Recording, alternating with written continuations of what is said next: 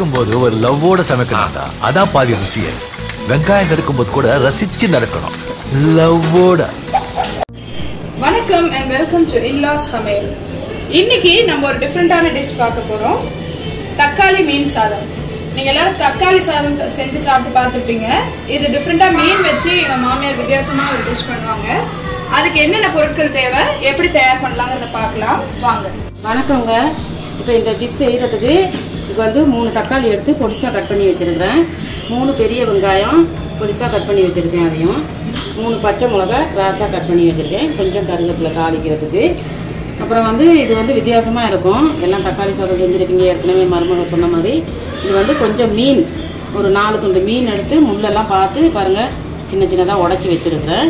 அதனுடைய குழம்பு இப்போ வந்து நமக்கு மீன் மிஞ்சிட்டுனா அதில் செய்யலாம். இது கொஞ்சம் குழம்பு, 1 கப்பு சோறு. இப்போ அதை எப்படி செய்கிறதுங்கிறத பார்க்கலாம் வாங்க. இப்போ ஒரு கடாய் ஒன்று அடுப்பில் வச்சுட்டேன், சின்ன கடாயாக. ஒரு 2 கரண்டி எண்ணெய் ஊற்றிக்கிறேன். 2 கரண்டி எண்ணெய் ஊற்றி எண்ணெய் காயட்டும். நல்லா எண்ணெய் நல்லா காயட்டும். எண்ணெய் நல்லா காஞ்சிடுச்சு.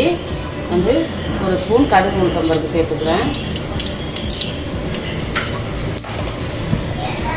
கடுகு உளுத்தம்பருப்பு பொரியும் போது நம்ம இந்த பச்சை மிளகாயும் கருவேப்பிலையும் சேர்த்துக்கிறோம். அது நல்லா பொரிஞ்சு வரும்போது நம்ம இந்த பொடிக்க அரைஞ்சி வச்சுருக்கிற வெங்காயம் அதையும் சேர்த்துருவோங்க. இந்த சாதம் வந்து நான் நிறைய என் பையன் ஆஃபீஸ் போகும்போதெல்லாம் கட்டி கொடுத்து விடுவேன். ரொம்ப நல்லாயிருக்கும். நீங்கள் வந்து இது தக்காளி சாதம்னு நினைக்கிறாதீங்க. அதில் தக்காளி ஆட் பண்ணுறது மட்டும்தான். மற்றபடி இதில் மீன், சிக்கன் அதெல்லாம் இருந்து நம்ம போட்டு செஞ்சோம்னா நல்லா டேஸ்ட்டாக இருக்கும். நான் அப்பப்போ என் பையன் ஆஃபீஸ் போகும்போது டெய்லி லஞ்சு கட்டி கொடுத்து விடுவேன். குழந்தைங்களும் நல்லா விரும்பி சாப்பிடும். இந்த வெங்காயம் நல்லா வதங்கிடணும். பாருங்கள், வெங்காயம் இந்த அளவுக்கு வதங்கிடணும். வதங்கினதுக்கப்புறமா இந்த தக்காளியும் நம்ம அதில் சேர்த்துருவோம். தக்காளியும் சேர்த்து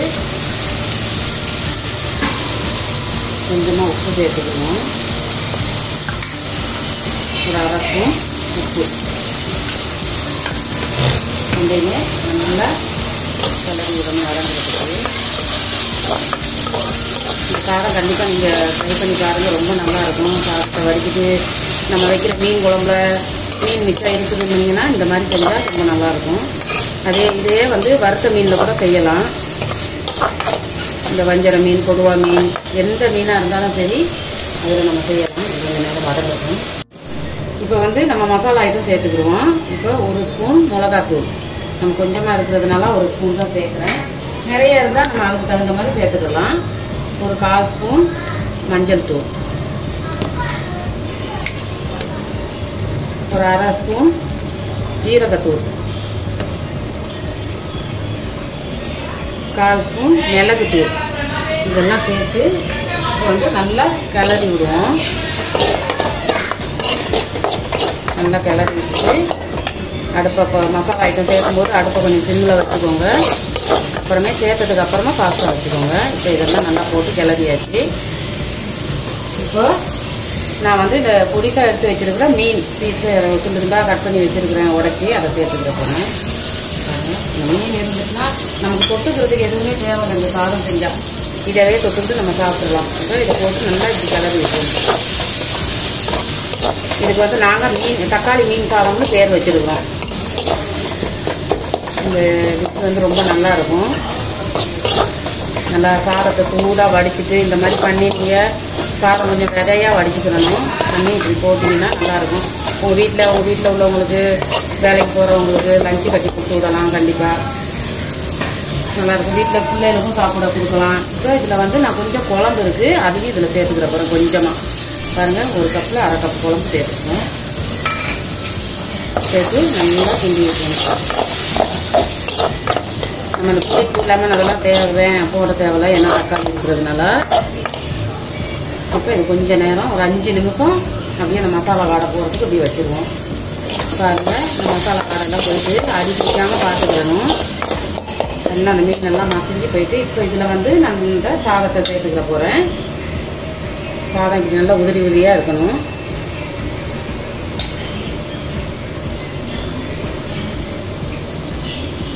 நம்ம குழஞ்சிருச்சுன்னா நல்லா வராது, அதனால கொஞ்சம் உதிரியாகவே வடிச்சுக்கிறணும் சாதம்.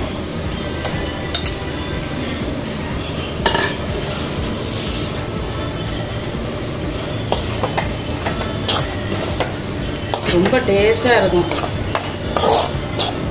இந்த மாதிரி போட்டு நல்லா எல்லாத்தையுமே மிக்ஸ் பண்ணிடணும்.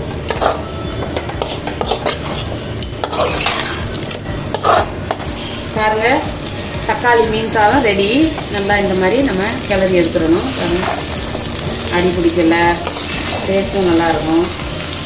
இன்னும் கொஞ்சம் உதிரியாக இருக்கணும். இப்போ நம்ம அதை ஒரு பவுலுக்கு மாற்றிடுவோம். நம்ம இது தட்டில் இப்படி வச்சு ஆட்டி கைதுக்கு வச்சு அப்படியே சாப்பிட வேண்டியதான்.